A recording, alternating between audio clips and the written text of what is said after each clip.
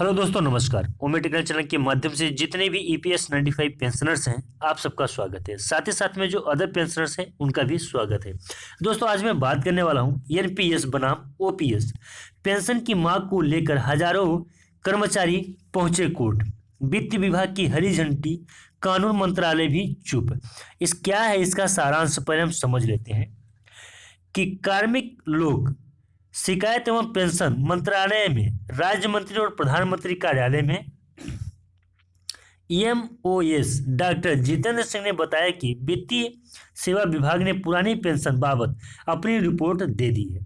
Pension और pension भोगी कल्याण विभाग उन कर्मचारियों जिनकी भर्ती के लिए विज्ञापन दिनांक 1 जनवरी 2004 को या उससे पहले जारी किया था को एनपीएस के दायरे से बाहर करने के संबंध में उचित निर्णय ले सकता है। अब क्या है ये पूरा मामला, ये समझते हैं विस्तार से। देखिए, केंद्र सरकार ने कर्मचारी राष्ट्रीय पेंशन प्रणाली यानी कि एनपीएस से बाहर निकालकर पुरानी पेंशन व्यवस्था यानी कि ओपीएस के दायरे में आने के लिए संघर्ष कर रही है। हजारों कर्मचारी इस मुद्दे को लेकर दिल्ली हाई कोर्ट में पहुंच चुके हैं। केंद्र सरकार ने हाई कोर्ट के फैसले के खिलाफ सुप्रीम कोर्ट का दरवाजा खटखटाया, लेकिन बात नहीं बन सकी। सर्वोच्च अदालत ने केंद्र सरकार की अधिकांश विशेष अनुमति याचिका और समीक्षा याचिका को खारिज कर दिया है। अब केंद्र सरकार ने सुप्रीम कोर्ट और हाई कोर्ट के निर्देशों के मद्देनजर वित्तीय सेवा विभाग और विधि और न्याय मंत्रालय से सुझाव मांगा है। वित्तीय विभाग ने अपनी ओर से हरी झंडी दे दी है, जबकि विधि और न्याय मंत्रालय अभी चुप है।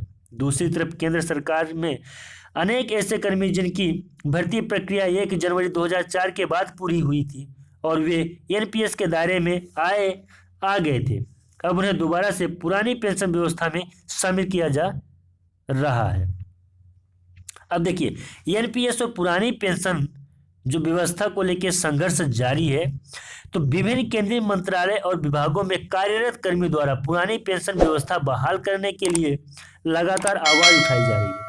केंद्र सरकार के कार्मिकों के प्रतिनिधि समूह नेशनल काउंसिलिंग ऑफ जेसीएम ने डीओपीडी और वित्त मंत्रालय के अधिकारियों के साथ हुई बैठक में कई बार इस मुद्दे को संजीदगी से उठाया है। इसके अलावा विभिन्न कर्मचारी संगठन एवं एसोसिएशन भी समय समय पर इस मामले को लेकर आवाज को बुलंद करती है। अर्धसैन्य बलों के लिए फाउंडेबल of ex paramilitary force welfare association इस मांग को पूरे जोर शोर से उठा रही है। सांसद में मौजूद सत्र में यह मुद्दा कई बार उठाया जा चुका है। सांसद चौधरी सुखराम सिंह यादव, विशंभर प्रसाद निषाद और नीरज शेखर ने पुरानी पेंशन को लेकर सवाल पूछा है। नीरज शेखर ने पूछा, क्या पेंशन और पेंशन भोगी कल्याण विभाग ने सर्वोच्च न्यायालय और सर्वोच्च न्यायालयों के विभिन्न निर्णयों को ध्यान में रखते हुए वित्त विभाग द्वारा एवं निधि एवं न्याय मंत्रालय से उन कर्मियों को एनपीएस से बाहर करने व उन्हें पुरानी योजना में शामिल करने के लिए विचार मांगे थे, जिनकी भर्ती का विज्ञापन 21 दिसंबर को या उससे पहले जारी हुआ था। संबंधित मंत्रालय एवं विभाग ने इस बात केंद्र सरकार को क्या सलाह दी? देखिए, एक हेडलाइन है, ऐसे कर्मियों को मिल सकती है पेंशन वित्तीय विभाग। देखिए, कार्मिक लोक शिकायत एवं पेंशन मंत्रालय में राज्य मंत्री और प्रधानमंत्री कार्यालय में एमओएस डॉक्टर जितेंद्र सिंह ने बताया कि वित्तीय विभाग ने पुरानी पेंशन बाबत अपनी रिपोर्ट दे दी है। पेंशन और पेंशन भोगी कल्याण विभाग उन कर्मियों जिनकी भर्ती के लिए विज्ञापन दिनांक जनवरी 2004 को या उससे पहले जारी किया गया था, वो एनपीएस के दायरे से बाहर करने के संबंध में उचित निर्णय ले सकते हैं।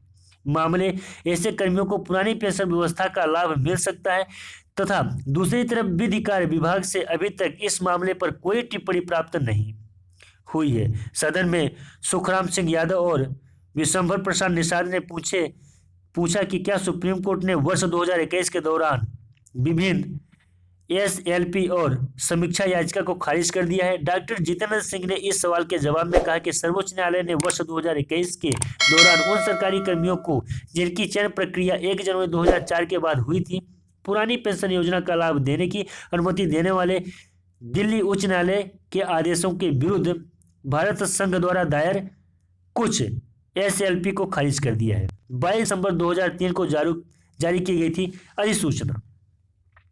बता दें कि वित्त विभाग के आर्थिक कार्य विभाग द्वारा 22 दिसंबर 2003 को एक अधिसूचना जारी की गई थी, जिसके तहत सरकारी विभागों में राष्ट्रीय पेंशन प्रणाली यानी कि एनपीएस को लागू किया गया था। 1 जनवरी 2004 के बाद केंद्र सरकार में हुई सभी नीति भर्तियों सशस्त्र बलों को छोड़कर के लिए राष्ट्रीय पेंशन प्रणाली यानी एनपीएस अनिवार्य तौर पर लागू कर दी गई थी। देखिए 22 दिसंबर 2003 की अधिसूचना के विशिष्ट उपबंधों को ध्यान में रखते हुए पुरानी पेंशन योजना या राष्ट्रीय पेंशन प्रणाली के तहत कवर किए जाने के संबंध में पात्रता निर्धारित किए करने के लिए रिक्तियों के विज्ञापन की तारीख को प्रासंगिक नहीं माना जाता है। अब सुप्रीम कोर्ट ने उन सरकारी कर्मचारियों को जिनकी चयन प्रक्रिया 1 जनवरी 2004 के बाद पूरी हुई थी, पुरानी पेंशन योजना का लाभ देने की अनुमति देने के लिए दिल्ली उच्च न्यायालय के आदेश के विरुद्ध केंद्र सरकार द्वारा दायर कुछ एसएलपी को खारिज कर दिया है। सांसद नीरज शेखर ने पूछा कि क्या उच्चतम न्यायालय द्वारा सुनवाई किए बिना